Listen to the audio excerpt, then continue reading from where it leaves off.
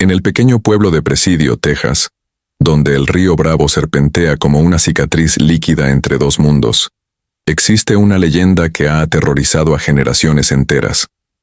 Los ancianos del lugar advierten a los jóvenes: nunca caminen solos por la ribera después del anochecer, porque la Llorona acecha en las sombras, buscando lo que perdió hace tanto tiempo. Todo comenzó en el verano de 1985, cuando Miguel Hernández, un estudiante de 19 años de la Universidad de Texas en El Paso, decidió pasar sus vacaciones con su abuela Consuelo en Presidio. Miguel era escéptico por naturaleza, un joven que creía solo en lo que podía ver y tocar. Estudiaba ingeniería y se burlaba gentilmente de las supersticiones de su abuela. «Miguelito», le decía ella mientras preparaba tortillas en su pequeña cocina, «debes tener cuidado por las noches. La Llorona camina por el río, especialmente en las noches sin luna. Busca a sus hijos que ahogó en un momento de locura, y dicen que cuando encuentra a un joven solo, lo arrastra al agua pensando que es uno de ellos». Miguel sonreía y asentía, pero en su interior pensaba que eran solo cuentos para asustar a los niños. Sin embargo, su abuela insistía, sus ojos oscuros llenos de una seriedad que él rara vez había visto. «No es broma, mijo, yo la vi una vez hace muchos años, cuando era apenas una muchacha. Su vestido blanco flotaba en el aire como niebla, y su llanto, ese llanto te hiela la sangre, y te hace desear nunca haber nacido. Prométeme que no irás al río de noche». Miguel le prometió, aunque no tenía intención de cumplir su palabra completamente. Era curioso por naturaleza, y algo en las historias de su abuela le intrigaba. Además, había conocido a una chica en el pueblo, Rosa Martínez, cuya familia vivía cerca de la ribera.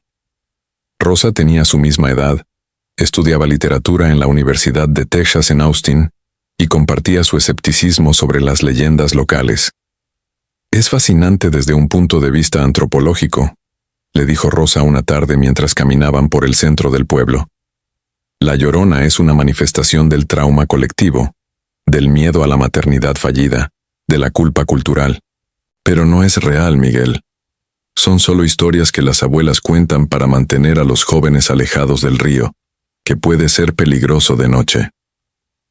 Miguel estuvo de acuerdo, y juntos planearon una pequeña aventura. Irían al río una noche de luna llena, cuando supuestamente la Llorona era menos activa según las leyendas, y demostrarían que no había nada que temer. Era, pensaban, una manera perfecta de confrontar las supersticiones con la razón. La noche elegida era el viernes 13 de julio. La ironía de la fecha no se les escapó, y ambos se rieron mientras se encontraban cerca del viejo puente que cruzaba el río. La luna llena colgaba baja en el horizonte, enorme y dorada, proyectando sombras alargadas sobre el paisaje árido. «¿Lista para desmitificar a la Llorona?», preguntó Miguel con una sonrisa confiada.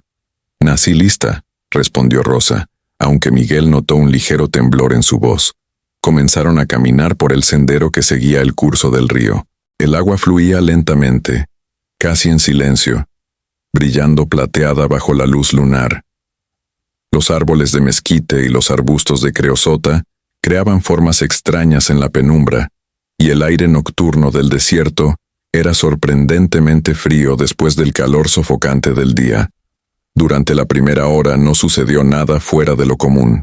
Conversaron sobre sus estudios, sus planes para el futuro, sus familias. Rosa le contó que su bisabuela había emigrado de Chihuahua a Texas en los años 20, huyendo de la violencia de la Revolución, y que traía consigo las historias de la Llorona de México. Dicen que la Llorona original era una mujer indígena que se enamoró de un conquistador español, explicó Rosa. Él la abandonó para casarse con una mujer española de alta cuna, y ella, en su dolor y locura, ahogó a los 3 hijos que había tenido con él en el río. Luego se arrepintió y se ahogó a sí misma. Ahora su espíritu está condenado a buscar eternamente a sus hijos. Una historia trágica, admitió Miguel. Pero hay versiones similares en muchas culturas. Es un arquetipo universal del remordimiento maternal. Estaban tan absortos en su conversación que no notaron cuando la temperatura descendió bruscamente. Fue Rosa quien se dio cuenta primero, deteniéndose súbitamente en el sendero. «Miguel, ¿sientes eso? Hace frío, mucho frío». Era cierto. En cuestión de minutos, el aire había pasado de fresco a gélido, y podían ver su aliento formando pequeñas nubes de vapor. Eso era extraño para un verano en Texas, donde las temperaturas nocturnas rara vez bajaban de los 25 grados. «Quizás viene una tormenta», sugirió Miguel, aunque el cielo estaba completamente despejado. Entonces lo escucharon. Era un sonido distante al principio, apenas audible sobre el murmullo del río, un gemido, un lamento que parecía venir de todas direcciones a la vez. «¡Ay, mis hijos! ¿Dónde están mis hijos?». Rosa agarró el brazo de Miguel con tanta fuerza que le hizo daño. «Miguel, eso es». «El viento», dijo él rápidamente, aunque su voz sonaba menos convincente que antes. «Solo es el viento pasando entre los árboles». Pero el lamento creció en volumen e intensidad. «¡Mis hijos! ¡Mis pobres hijos!». Era una voz femenina, llena de una agonía tan profunda que parecía rasgar el tejido mismo de la noche. Era un sonido que no podía ser producido por nada natural, un grito que venía de un lugar más allá del dolor humano normal. «Tenemos que irnos», dijo Rosa, y Miguel estuvo de acuerdo. Toda su confianza racional se había evaporado ante ese sonido.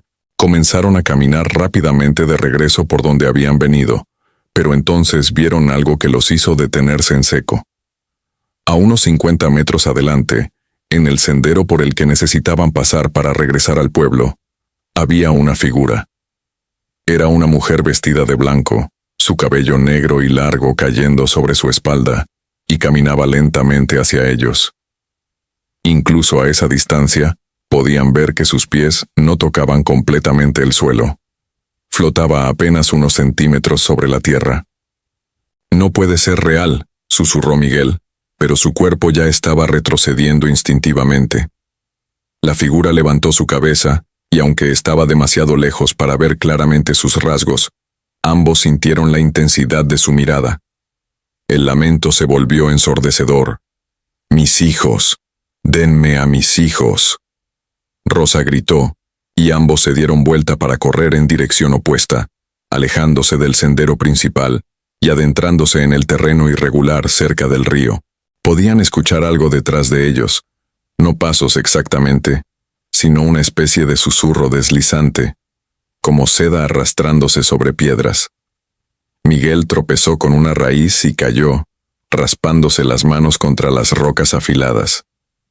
Rosa lo ayudó a levantarse, y cuando ambos miraron hacia atrás, la figura estaba más cerca. Ahora podían ver su rostro con horrible claridad bajo la luz de la luna. Era hermosa y terrible al mismo tiempo. Su piel era pálida como la muerte, casi traslúcida, y sus ojos eran dos pozos negros sin fondo. Las lágrimas corrían por sus mejillas en torrentes interminables, pero cuando esas lágrimas caían al suelo, se convertían en pequeños charcos de agua que hervían y se evaporaban con un siseo. Su boca estaba abierta en un grito eterno, revelando dientes que parecían demasiado afilados, demasiado numerosos. «Son míos, mis hijos, los encontré». Su voz ahora era un chillido agudo que les perforaba los tímpanos. Corrieron como nunca habían corrido en sus vidas, saltando sobre arbustos y rocas, resbalando por la tierra suelta. El río estaba a su derecha, y Miguel sabía que no podían acercarse demasiado, o podrían caer al agua. Pero la Llorona los estaba acorralando, empujándolos exactamente en esa dirección. «Está tratando de llevarnos al río», gritó Miguel. «Tenemos que alejarnos del agua». Giraron bruscamente hacia la izquierda, subiendo por una pendiente rocosa. La Llorona flotó tras ellos sin esfuerzo, su vestido blanco ondeando aunque no había viento. Sus brazos se extendieron hacia ellos, y Miguel pudo ver que sus dedos eran anormalmente largos, terminando en uñas negras como garras. Rosa resbaló y comenzó a deslizarse hacia atrás, hacia esos brazos extendidos. Miguel la agarró justo a tiempo, tirando de ella con todas sus fuerzas. La mano de la Llorona rozó la pierna de Rosa, y ella gritó de dolor. Cuando finalmente llegaron a la cima de la pendiente, vieron que el pantalón de Rosa estaba rasgado y su piel mostraba marcas de congelación donde la criatura la había tocado. «¡Sigan corriendo!», gritó una voz desde la oscuridad. «¡Por aquí! ¡Rápido!». Era un anciano que sostenía una linterna, parado junto a una pequeña choza que Miguel no había visto antes. Sin pensarlo 2 veces, ambos corrieron hacia él. El hombre los empujó dentro de la choza y cerró la puerta de golpe, trazando rápidamente una cruz con ceniza en la madera. El lamento de la Llorona se intensificó afuera, convirtiéndose en un aullido de furia. La choza entera tembló, y pudieron oír sus garras arañando la puerta, el sonido chirriante de uñas contra madera. Pero no podía entrar. El agua bendita en el marco de la puerta, la sal en los umbrales, la cruz de ceniza, explicó el anciano, jadeando. Son las únicas cosas que la mantienen afuera. ¿Qué hacían 2 jóvenes tontos caminando por el río de noche? Miguel y Rosa estaban demasiado asustados para responder. Se acurrucaron en una esquina de la choza mientras el anciano encendía velas y murmuraba oraciones en español. El ataque continuó durante lo que pareció una eternidad, con la Llorona golpeando las paredes, arañando, llorando, suplicando que le devolvieran a sus hijos. «Por favor, mis bebés, los necesito, denme a mis niños». A veces su voz sonaba lastimera y rota, llenando a Miguel de una compasión inexplicable. Casi quería abrir la puerta, ayudarla a buscar a sus hijos perdidos. Pero entonces la voz cambiaba, volviéndose amenazante y cruel. «Los arrastraré al agua. Los ahogaré como ahogué a los míos. Sentirán lo que mis hijos sintieron, el agua llenando sus pulmones, el pánico, el miedo». El anciano continuó rezando, y gradualmente, a medida que el cielo comenzaba a aclararse con los primeros signos del amanecer, el ataque disminuyó. El llanto se volvió más distante, y finalmente cesó por completo. «Ya es seguro», dijo el anciano finalmente. «La Llorona no puede caminar bajo la luz del sol, pero volverá esta noche, y la siguiente, y la siguiente. Siempre vuelve». Le explicó que era el guardián del río, un título que había heredado de su padre y su abuelo antes que él. Su trabajo era advertir a los incautos y proporcionar refugio a aquellos que, como Miguel y Rosa, no escuchaban las advertencias. «La Llorona no es solo una historia», dijo con gravedad. «Es una maldición que pesa sobre este río desde hace generaciones. Dicen que en 1848, cuando el Tratado de Guadalupe Hidalgo dividió México, una mujer llamada María Elena vivía en lo que ahora es Presidio. Estaba casada con un anglo, un comerciante rico llamado Thomas Whitmore. Tuvieron 3 hijos hermosos».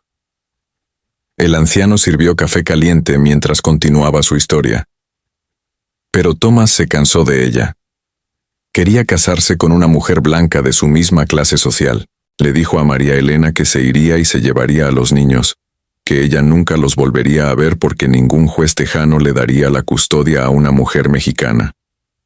Miguel y Rosa escuchaban con atención, todavía temblando por su encuentro. María Elena enloqueció. En la noche antes de que Thomas planeaba llevarse a los niños, los llevó al río. Uno por uno, mientras dormían, los sumergió en el agua. El más pequeño tenía apenas 2 años. Cuando terminó y se dio cuenta de lo que había hecho, se arrojó al río también. Pero su espíritu no encontró paz. Está condenada a buscar a sus hijos eternamente, y en su locura, ve a todos los jóvenes como sus propios hijos perdidos. «¿Por qué no nos atacó directamente?», preguntó Rosa. «Parecía estar jugando con nosotros». «La Llorona es astuta», respondió el anciano. «No puede simplemente tomar lo que quiere. Debe atraer a sus víctimas al río, porque es allí donde tiene más poder. El agua es su dominio. Si los hubiera arrastrado al río Bravo habrían desaparecido sin dejar rastro, como los otros». «¿Otros?», preguntó Miguel con un escalofrío. El anciano asintió gravemente. Cada pocos años, alguien desaparece. A veces es un niño que se alejó demasiado de casa. A veces es un joven como ustedes que no cree en las viejas historias. Sus cuerpos nunca se encuentran. El río se los traga y los mantiene. Cuando finalmente salieron de la choza a la luz brillante de la mañana, Miguel y Rosa se sintieron como si hubieran envejecido años en una sola noche. El mundo parecía diferente ahora, menos seguro, más misterioso. Todo aquello en lo que habían creído sobre la realidad y la razón había sido desafiado por lo que habían experimentado. Rosa cargaba con las cicatrices físicas de su encuentro. Las marcas de congelación en su pierna nunca sanaron completamente, dejando líneas blancas que parecían dedos agarrándola. Y ambos cargaban las cicatrices psicológicas, las pesadillas que los despertarían gritando durante años. Miguel nunca terminó su carrera en ingeniería.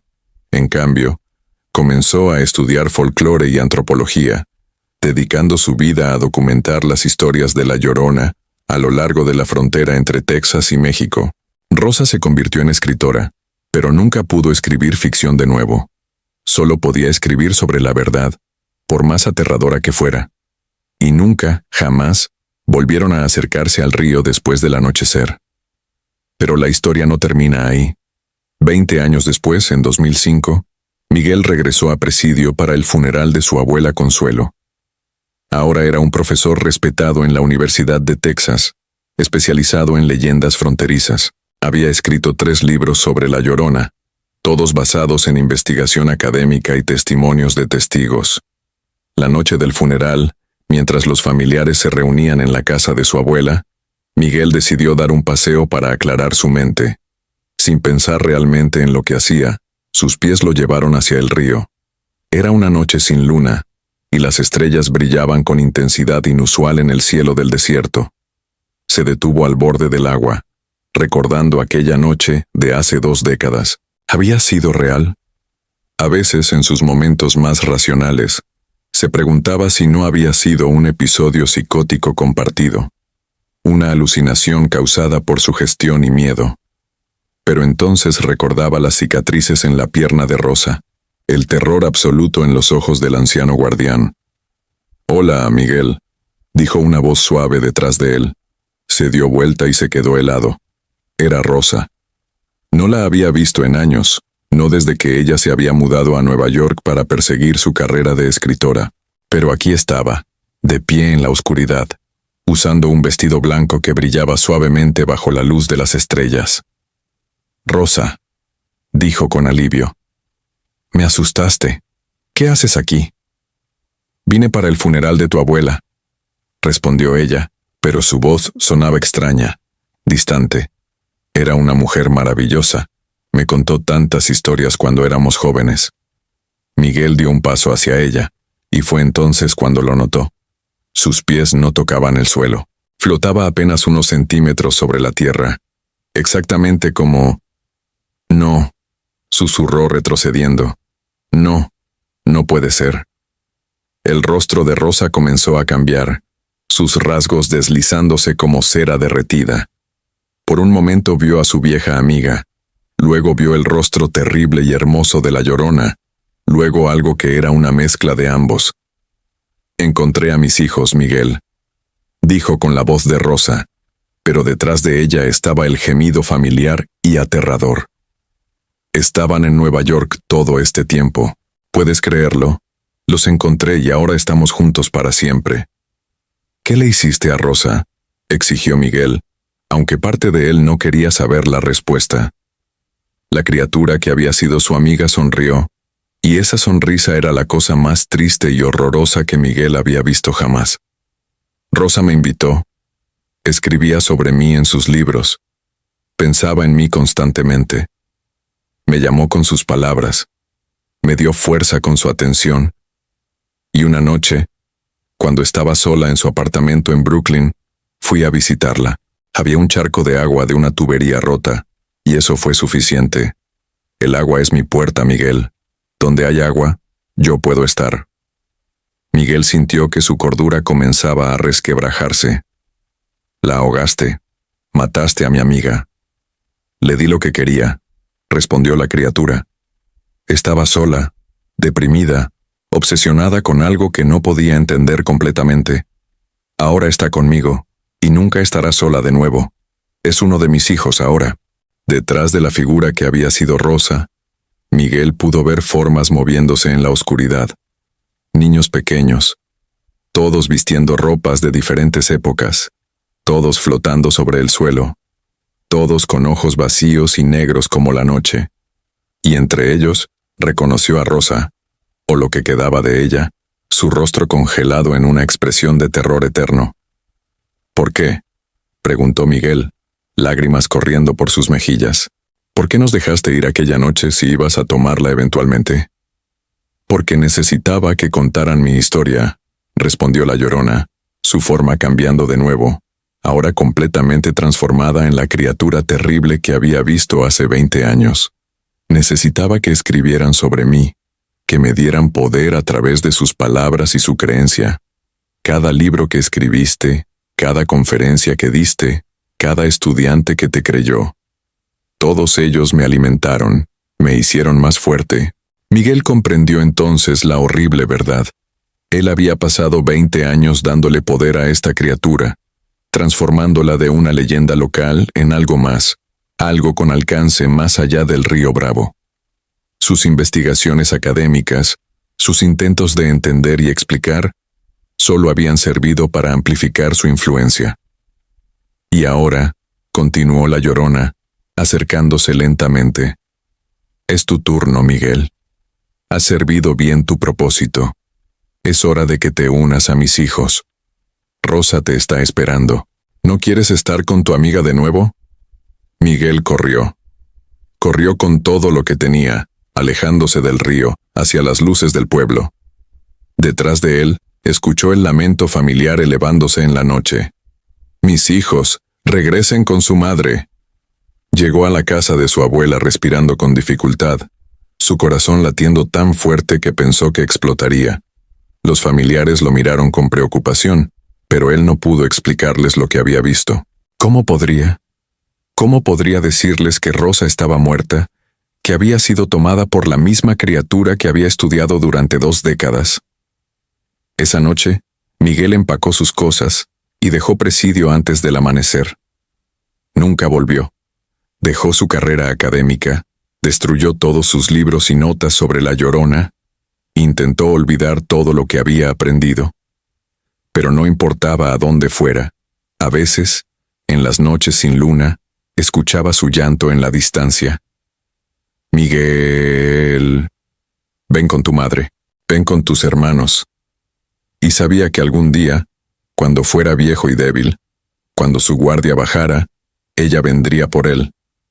Porque la Llorona nunca olvida, y nunca perdona, y nunca deja de buscar a sus hijos perdidos. Hasta el día de hoy, en Presidio, los ancianos advierten a los jóvenes sobre caminar solo por el río después del anochecer. Y si escuchas cuidadosamente en las noches sin luna, todavía puedes oír su llanto atravesando la oscuridad, un recordatorio de que algunas leyendas son más que historias, algunas maldiciones son reales, y algunos errores nunca, jamás, pueden ser perdonados. Segunda historia. La Llorona de Houston. El Bayou, Buffalo, en Houston, Texas, es un lugar extraño para encontrar a la Llorona. No es el majestuoso río Bravo, ni los ríos históricos donde tradicionalmente acecha esta figura legendaria. Es un canal urbano sucio, bordeado por autopistas y desarrollos industriales, un lugar donde el agua fluye lenta y turbia a través del corazón de la 4ª ciudad más grande de Estados Unidos. Pero Carmen Delgado, una detective de homicidios de 35 años del Departamento de Policía de Houston, estaba a punto de aprender que la Llorona puede aparecer donde haya agua, sufrimiento y muerte, sin importar cuán moderna o urbana sea la ubicación. Todo comenzó en septiembre de 2023, durante uno de los veranos más calurosos en la historia de Houston. Carmen había sido asignada a investigar una serie de desapariciones perturbadoras en el distrito de Golfton, una zona densamente poblada con una gran comunidad latina. En el espacio de 3 meses, 5 niños habían desaparecido sin dejar rastro. Los niños desaparecidos no parecían tener nada en común a primera vista. Había 2 niños y 3 niñas, con edades entre 7 y 12 años, de diferentes familias sin conexión aparente entre ellas. Pero Carmen, que había crecido en el East End de Houston y conocía las complejidades de la comunidad latina de la ciudad, notó un patrón que sus colegas habían pasado por alto. Todas las familias eran inmigrantes recientes de México y Centroamérica. Todas vivían en complejos de apartamentos baratos cerca del Bayou Buffalo, y todas las desapariciones habían ocurrido después del anochecer, cuando los niños estaban jugando cerca del agua. Carmen se sentó en su oficina una noche lluviosa de octubre, revisando los archivos de los casos. Las fotos de los niños desaparecidos estaban clavadas en un tablero frente a ella. Mateo Ruiz, 7 años, Sofía Mendoza, 9 años, Diego Torres, 8 años, Isabela García, 10 años, y el más reciente, Carlos Hernández, 12 años. Nada tiene sentido, murmuró para sí misma, frotándose los ojos cansados. Su compañero, el detective James Mitchell, un texano de tercera generación sin una gota de sangre latina, asomó la cabeza por la puerta. Todavía trabajando en el caso de los niños desaparecidos. Carmen, ya son las 10 de la noche. Vete a casa. No puedo, James. Tiene que haber algo que estamos pasando por alto. Los niños no simplemente se evaporan. James entró y se sentó en la esquina del escritorio. He estado pensando, ¿has considerado que podría haber un elemento cultural en esto? No quiero sonar insensible, pero todas las familias son de México. ¿Hay alguna tradición o creencia que podría ser relevante? Carmen lo miró con curiosidad. James no era conocido por su sensibilidad cultural, pero había algo en su tono que sugería que había estado investigando por su cuenta. ¿Qué quieres decir? James sacó su teléfono y le mostró una página web. He estado investigando leyendas mexicanas y centroamericanas. Sigue apareciendo esta historia sobre una mujer llamada La Llorona. Aparentemente, es un espíritu que se lleva a los niños cerca de cuerpos de agua. Los padres tradicionalmente usan la historia para asustar a los niños y mantenerlos alejados de lugares peligrosos. Carmen conocía la historia, por supuesto. Su propia abuela le había contado sobre La Llorona cuando era niña, pero nunca había considerado que pudiera ser relevante para una investigación policial moderna. James, eso es solo una leyenda, una historia de terror. Lo sé, dijo rápidamente. No estoy sugiriendo que creamos en fantasmas, pero piénsalo. ¿Qué pasaría si alguien estuviera usando la leyenda como cobertura? Alguien que conoce la cultura, que sabe que las familias ya tienen miedo del agua por las noches debido a las historias. Sería la cobertura perfecta para un depredador. Carmen tuvo que admitir que era una teoría interesante. Al día siguiente, decidió visitar a las familias de nuevo, esta vez con un enfoque diferente. En lugar de las preguntas policiales estándar, preguntó sobre sus creencias, sus miedos, sus historias. La señora Hernández, madre de Carlos, el niño más recientemente desaparecido, estaba sentada en su pequeño apartamento, sus ojos rojos de tanto llorar. Carmen se sentó frente a ella, hablando en español para que la mujer se sintiera más cómoda. Señora Hernández, sé que esto es difícil, pero necesito preguntarle algo. ¿Alguna vez le habló a Carlos sobre La Llorona? La mujer palideció visiblemente. ¿Por qué pregunta eso? Solo estoy tratando de entender todos los aspectos del caso. ¿Le contó esas historias? La señora Hernández asintió lentamente. Sí, claro. Todos los niños latinos conocen la historia de La Llorona. Se la contaba para mantenerlo alejado del bayou.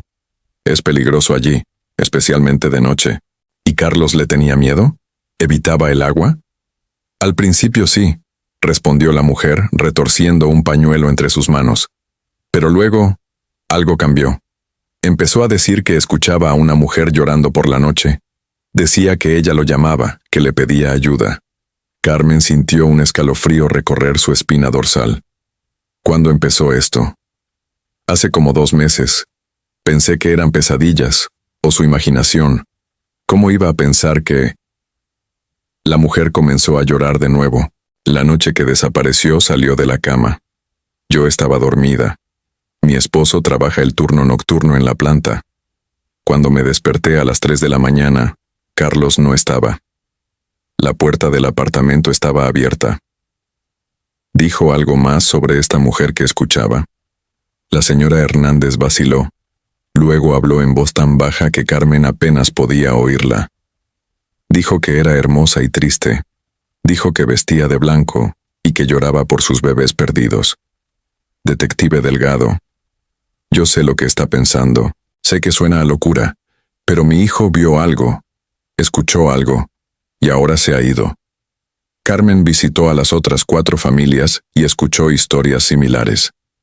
Cada uno de los niños desaparecidos había reportado escuchar o ver una mujer misteriosa cerca del bayú en las semanas previas a su desaparición. Algunos la describían como hermosa, otros como aterradora, pero todos mencionaban el vestido blanco y el llanto nocturno. Es imposible, le dijo Carmen a James esa noche mientras cenaban tacos en un restaurante local.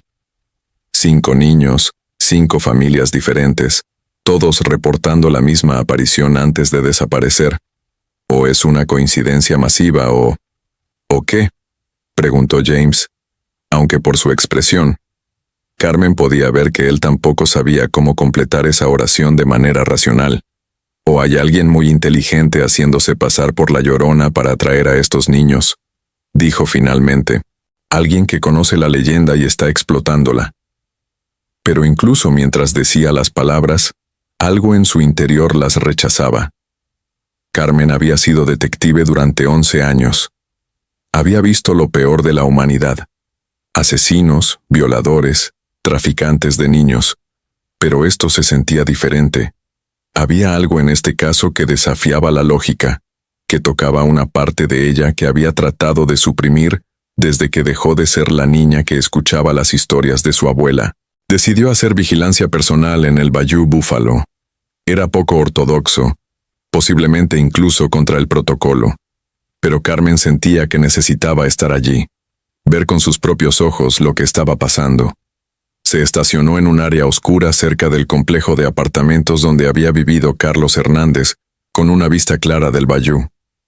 Las primeras 3 noches, no pasó nada. Carmen se sentaba en su auto sin identificación, tomando café para mantenerse despierta, observando el agua turbia fluir lentamente bajo las luces de la calle. Ocasionalmente veía a personas caminando perros o adolescentes fumando hierba en las sombras, pero nada inusual. La 4ª noche, una noche de viernes sin luna, todo cambió. Era cerca de las 2 de la mañana cuando Carmen la vio. Al principio pensó que sus ojos le estaban jugando una mala pasada después de horas de vigilancia. Una niebla blanca comenzó a levantarse del agua, algo raro considerando que la temperatura todavía estaba cerca de los 25 grados. La niebla se movía contra el viento, enrollándose sobre sí misma como si tuviera vida propia. Carmen agarró sus binoculares y enfocó el área. Lo que vio hizo que su sangre se congelara.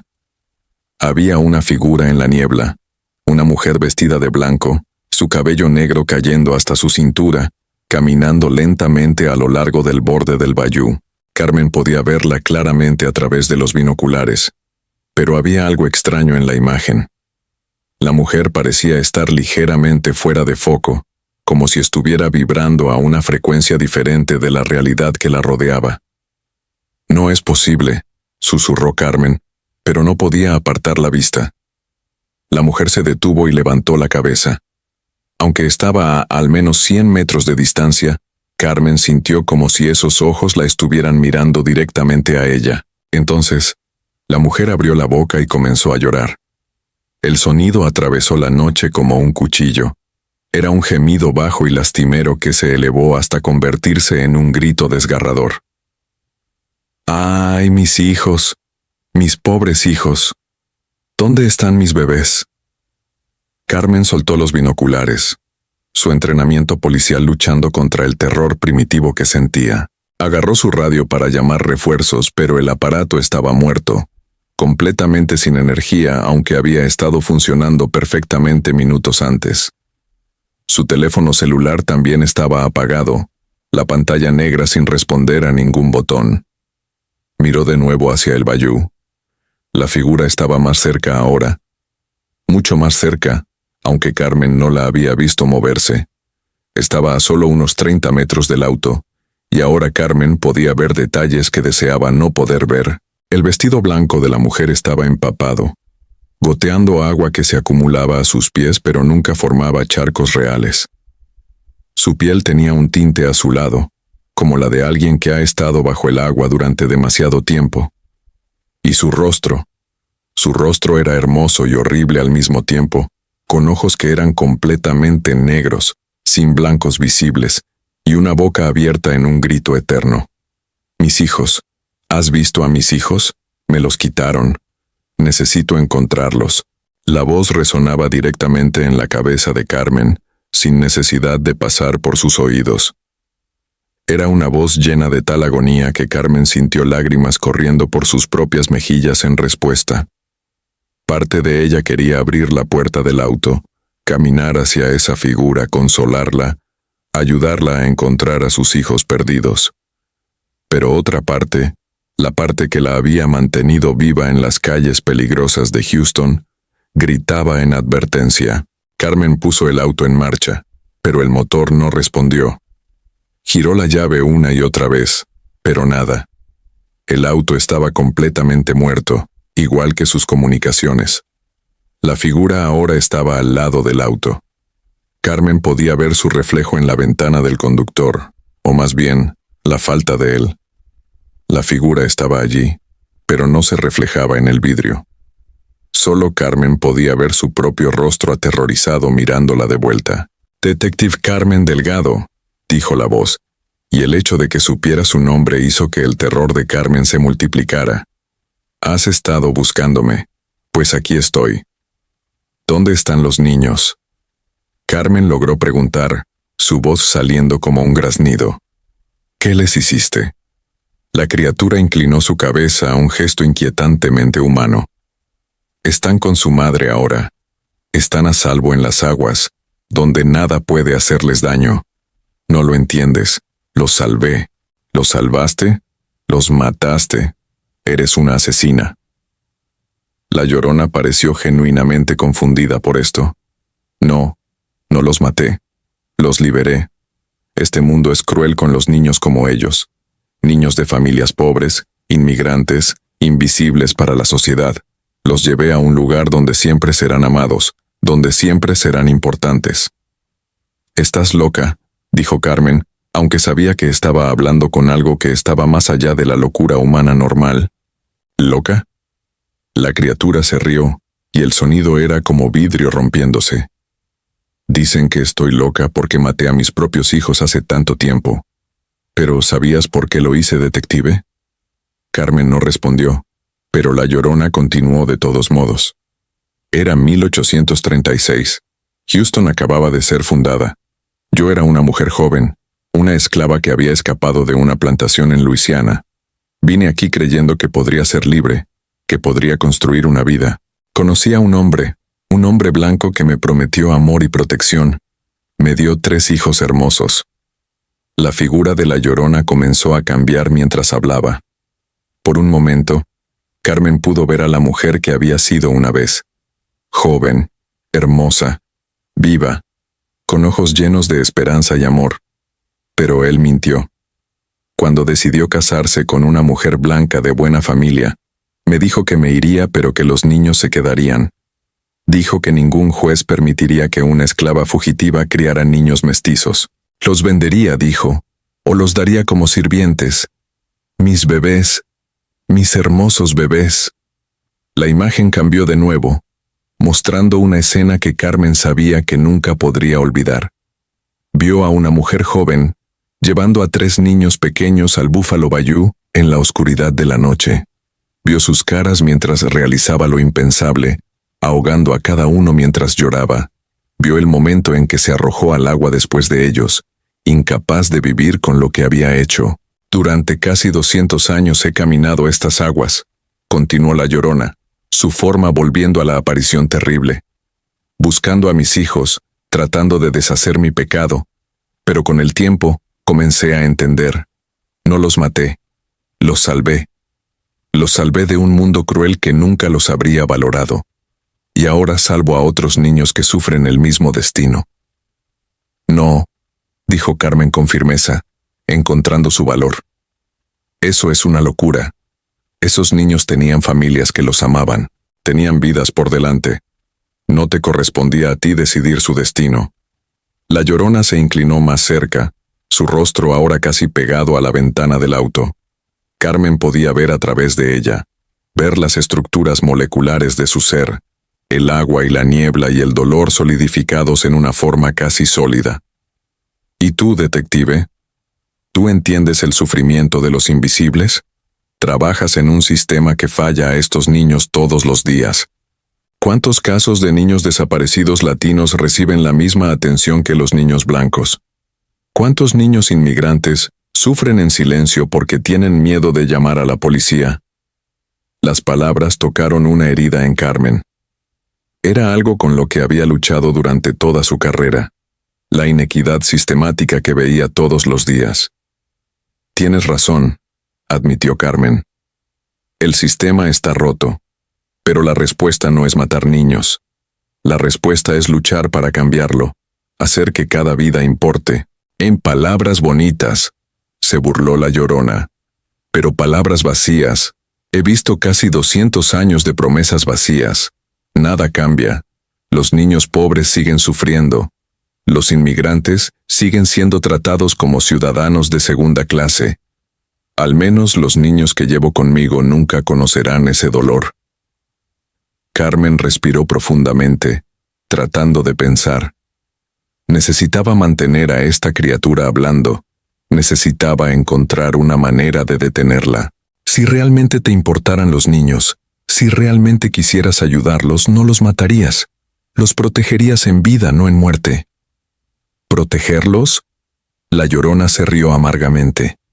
¿Cómo tú los proteges, llegando tarde para encontrar sus cuerpos, agregándolos a las estadísticas de casos sin resolver? Esas palabras dolieron porque tenían un núcleo de verdad. Carmen había fallado en salvar a esos 5 niños. Había llegado demasiado tarde. No había visto el patrón lo suficientemente rápido. Muéstramelos, dijo Carmen de repente. Si están realmente a salvo, si están en un lugar mejor, muéstramelos. La Llorona se quedó quieta, considerando. ¿Estás segura de que quieres ver? Lo que veas cambiará todo. Nunca podrás olvidarlo. Estoy segura. La criatura asintió, y de repente el auto ya no estaba allí. Carmen se encontró de pie en el borde del bayú, el agua lamiendo sus zapatos. La ciudad de Houston había desaparecido, reemplazada por un paisaje extraño y onírico. El agua del bayú se había transformado en algo hermoso y terrible. Era cristalina, brillando con una luz interior, y cuando Carmen miró hacia abajo, podía ver hasta profundidades imposibles. Y en esas profundidades, vio a los niños. Mateo, Sofía, Diego, Isabela y Carlos nadaban en el agua, pero no como niños ahogados. Se movían con gracia, como si el agua fuera su elemento natural. Sus ojos eran negros como los de la Llorona, pero sus rostros mostraban algo que podría haber sido paz, o podría haber sido la ausencia total de emoción. Mira, dijo la Llorona, ahora de pie junto a Carmen. Están en paz, no sienten dolor, no sienten miedo, están conmigo para siempre. Pero Carmen vio algo más. Vio las cadenas invisibles que ataban a cada niño al bayú, las ataduras que los mantenían prisioneros en este estado entre la vida y la muerte. Vio el precio de esta paz que la Llorona ofrecía. No están en paz, dijo Carmen en voz baja. Están atrapados. Los has atrapado en tu propia condena. La Llorona giró hacia ella, su rostro contorsionándose en furia. ¿Cómo te atreves? Los he salvado. No, insistió Carmen. Los has condenado a compartir tu maldición. Piensas que los estás protegiendo, pero solo los has convertido en reflejos de tu propio sufrimiento.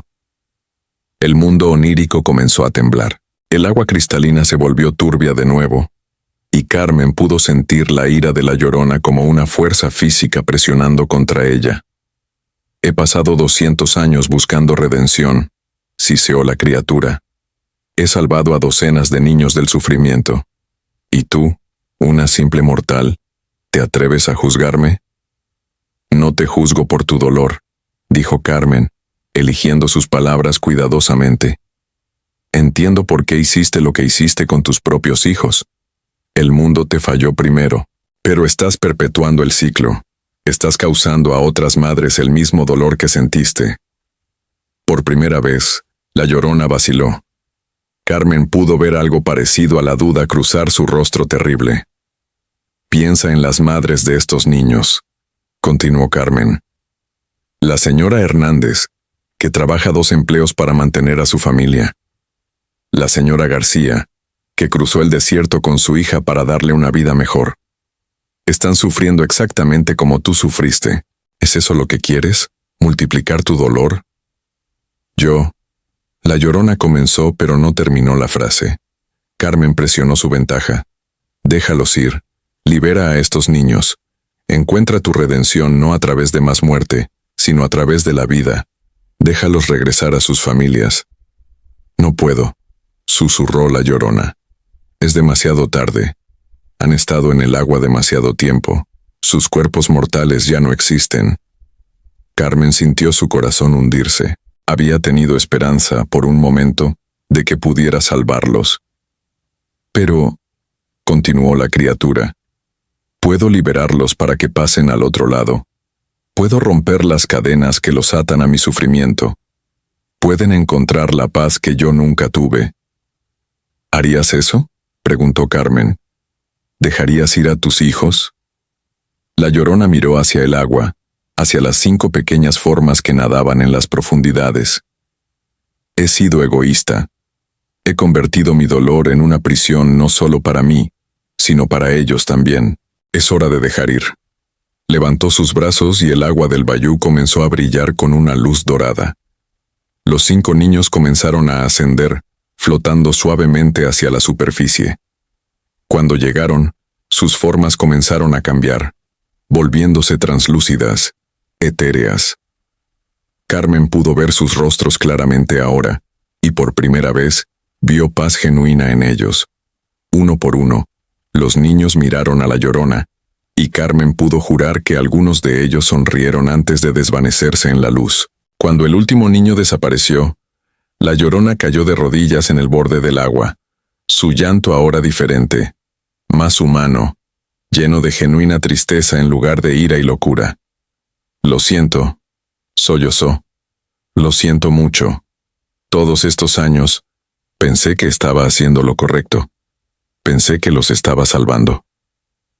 Carmen se arrodilló junto a ella, aunque todo su instinto le decía que se alejara de esta criatura.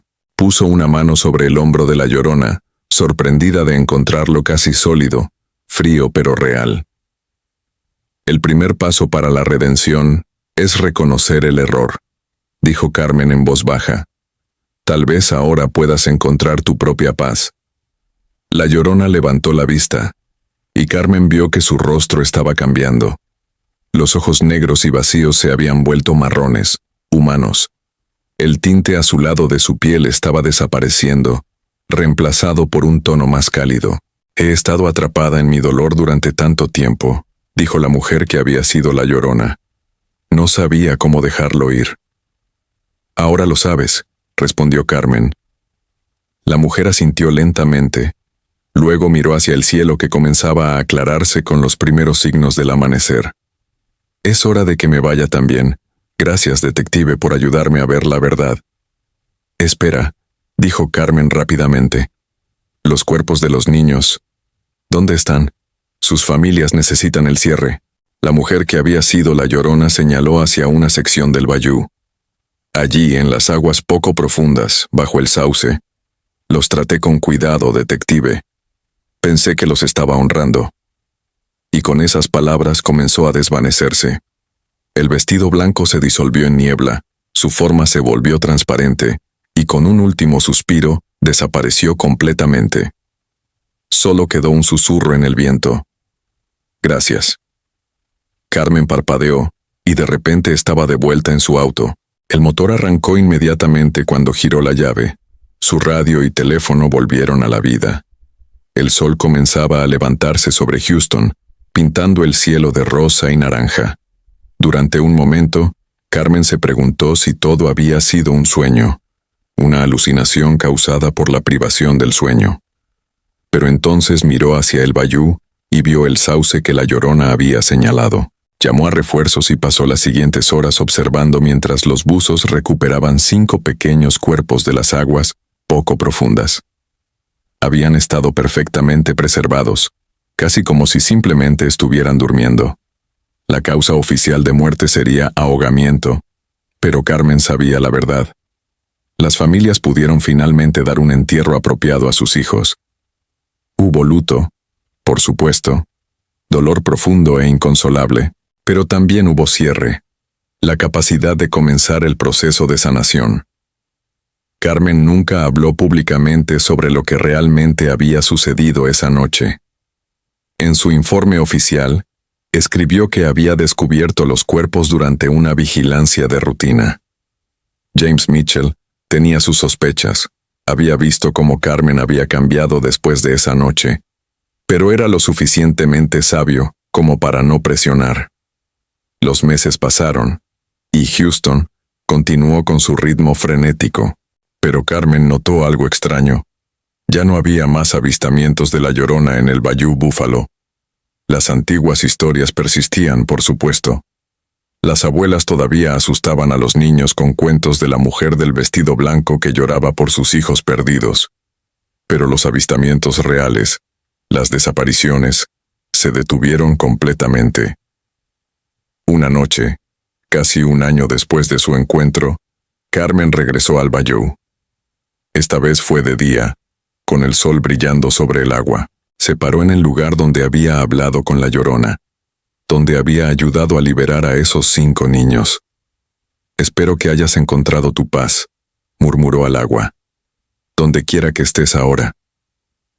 El agua fluía tranquila, sin respuesta, pero Carmen podría jurar que sintió una brisa cálida acariciar su mejilla, como un agradecimiento silencioso. Años después, cuando Carmen finalmente se retiró del departamento de policía, escribió un libro sobre su experiencia. Lo tituló La Llorona de Houston, entre la leyenda y la realidad. La mayoría de los lectores lo tomaron como ficción, una historia de detectives con elementos sobrenaturales. Solo aquellos que realmente habían experimentado lo inexplicable reconocieron la verdad enterrada en sus páginas.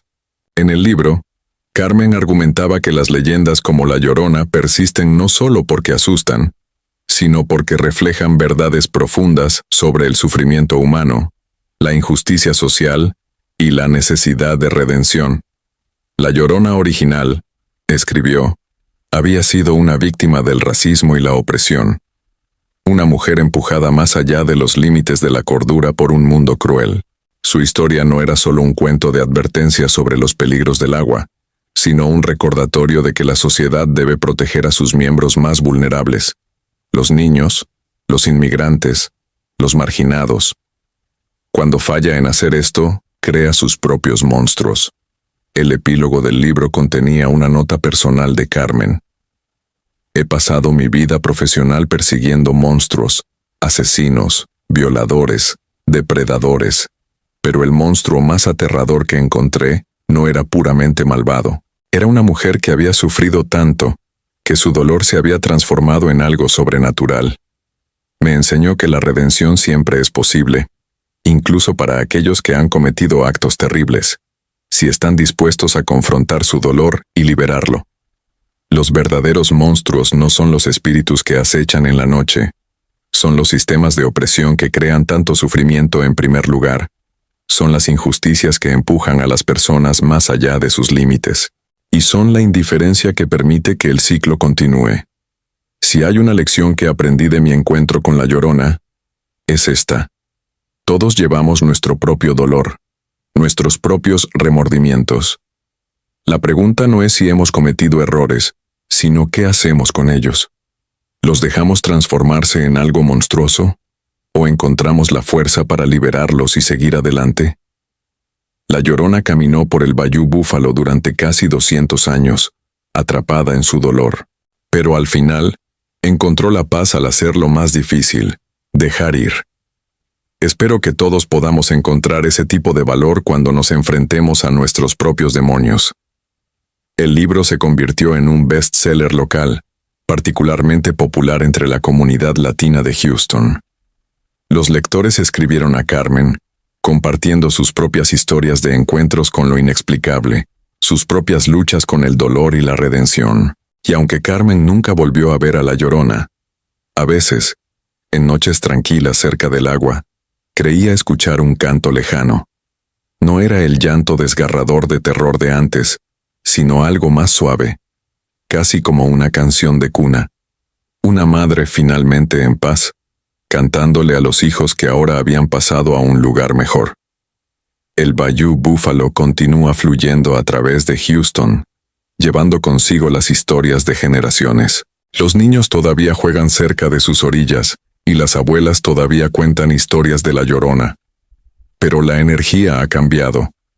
El miedo se ha transformado en respeto, un recordatorio de tratar el agua con cuidado, pero ya no con terror.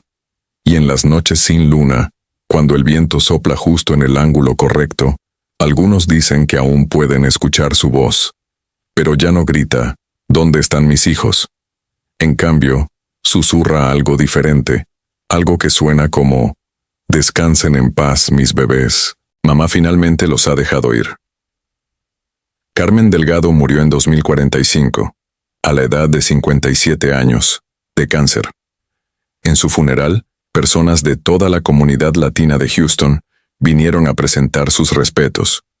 Algunos vinieron porque les había ayudado en casos a lo largo de los años. Otros vinieron porque su libro los había ayudado a entender sus propias experiencias con lo sobrenatural. Pero todos vinieron porque Carmen había hecho algo extraordinario. Había tomado una leyenda de terror y la había transformado en una historia de redención y esperanza. Había mostrado que incluso los espíritus más atormentados pueden encontrar paz y que la compasión puede ser más poderosa que el miedo. En su lápida, grabaron una cita de su libro. No todos los que caminan en la oscuridad están perdidos. Algunos simplemente están buscando la luz. Y así termina la historia de la Llorona de Houston. Una historia de dolor transformado en paz, de maldición transformada en bendición, de muerte transformada en liberación. Es un recordatorio de que nuestras leyendas más oscuras a menudo contienen nuestras verdades más profundas, y que confrontar nuestros miedos puede llevarnos a comprensión, compasión y finalmente, a redención. El Bayou Buffalo todavía fluye, sus aguas llevando historias nuevas y antiguas, y aunque la Llorona ya no camina por sus orillas, su legado persiste, no como una advertencia de terror, sino como un recordatorio de que incluso en nuestros momentos más oscuros, la redención siempre es posible si tenemos el valor de buscarla. Fin.